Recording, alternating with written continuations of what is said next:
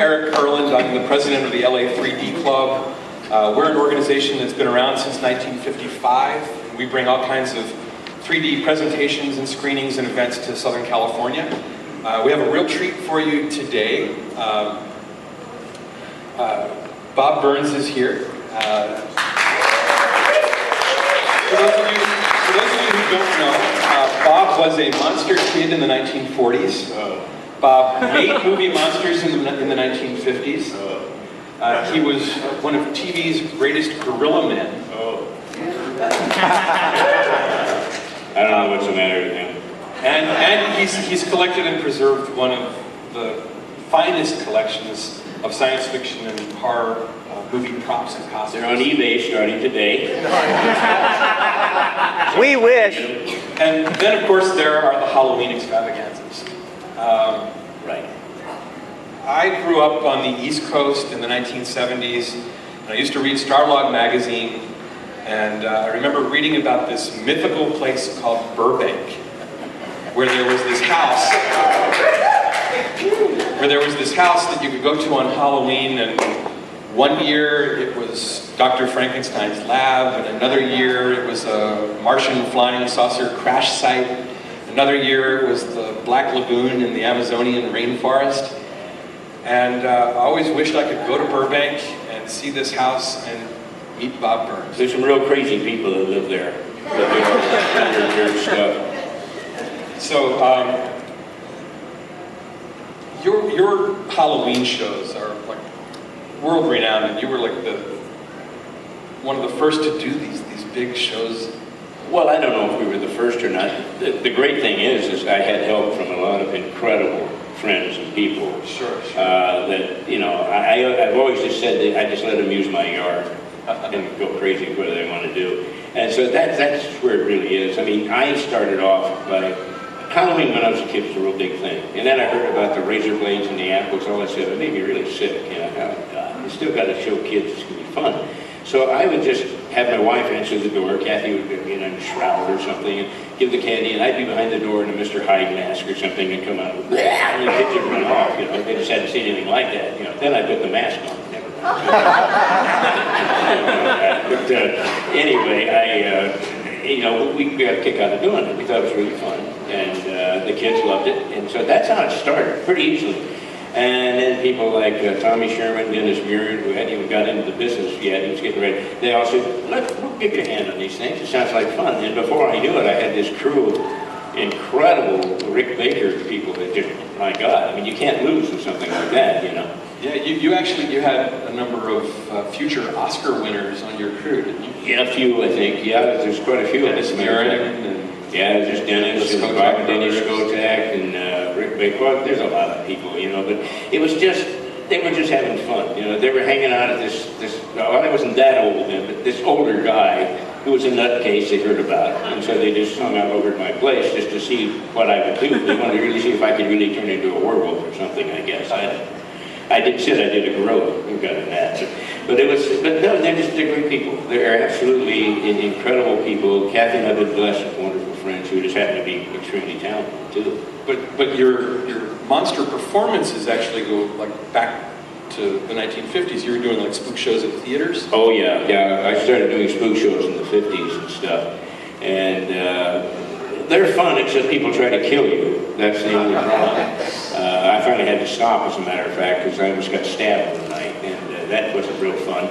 But that's the days when I think people are missing like the old spook shows, because they were fun. You had a magician who was about a fourth-rate magician, I guess. He didn't do great, but he was fun. It was fun to watch. When he couldn't get out of the trunk, it was really fun. That was so cool, you know.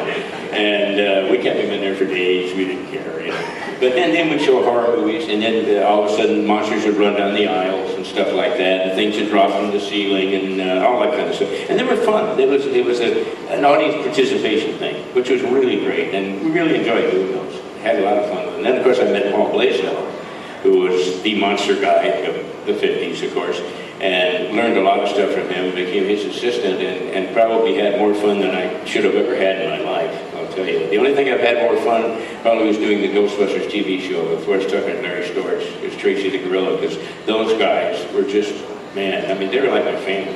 Tuck was my father figure on the show, which is really cool. And I don't know how in a gorilla did that to have a baby like me, but they did it. Anyway, but it was fun. It was really fun. Well, and on the topic of interactive movies of the 1950s, you and Kathy were also big fans of 3D movies, which kind of brings us to... Well, even before Kathy and I met in the early 50s, unbeknownst to each other, we both loved 3D, which is very unusual at that time. And we had bought ourselves a 3D Kodak camera. I couldn't afford the big expensive one. I just couldn't afford that. You know, the stereo really blows out of my price range. But the Kodak worked just fine. And so, but then when we met each other, we found, wait a minute, we're both shooting 3D slides, which is cool. And so the great thing, which you'll see some of today, thanks to Mr. Magic here, who put them on a deal where you can see them with the 3D glasses now. And this is Kodachrome stuff, so it looks like it was shot yesterday. I shot a lot of Paul Blaisdell's monsters. You'll see the She Creature in real color. You'll see the Beulah that came from Conquered the World, and a lot of stuff like that. And some Halloween things too thrown in. But he found a way to put them so you can see them like they are today, which is really, really cool. But we were shooting 3D stuff all along. I mean, Kathy's got some stuff that someday I want to have to see about getting done. She took a trip to Washington, D.C. and shot all the stuff. It was really cool, years ago. So she's got stuff, we shot stuff everywhere in 3D. Well, and your first date with Kathy was a 3D movie, wasn't it? Yes, it was. It could have been the first and last, as a matter of fact.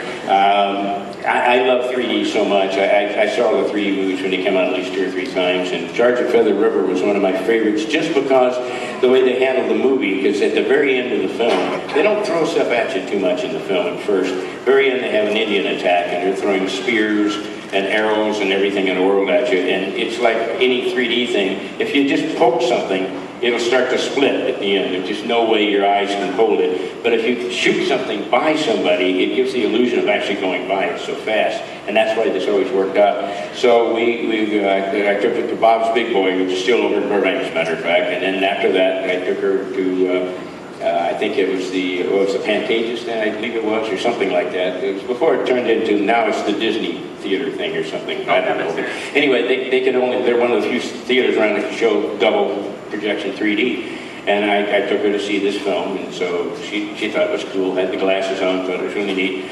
And then at the end, there's 2 big battles at the very end, and the second battle, it's going to sound strange, but, well, maybe not. Anyway, I suddenly reared up over the back of the seat with an arrow in my chest. I thought it was funny. But anyway, the lady behind me almost had a coronary. And we didn't realize what was going to happen. Now, Kathy just looked at me and said, oh, that's great. Yeah, okay. Yeah, good date. See you later. You know. And so, anyway, it started to panic in the theater. I don't know what happened. People are throwing their glasses off. I guess they thought that stopped it. They would get here with an arrow. They didn't have to see it coming. I don't know. But anyway, it caused a real mess. By now I've got the arrow back in my sleeve so nobody can even see it. And they're screaming, yelling. They finally actually stopped the movie, turned the house lights on, and there's glasses flying everywhere. People all over, and so Kathy said, I think we better go. Yeah, maybe a good idea. So we walked out, and when we get into the main thing where the candy thing is and all that stuff, there's some cops standing there talking.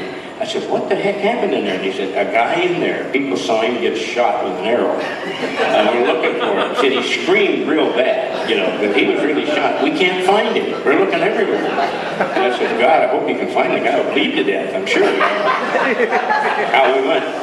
Well, that is the best first date ever. Yeah, well, Kathy, it's funny. She said, well, the guy has a sense of humor, and I think I'm going to stick with him. And she has for 65 years now, I guess.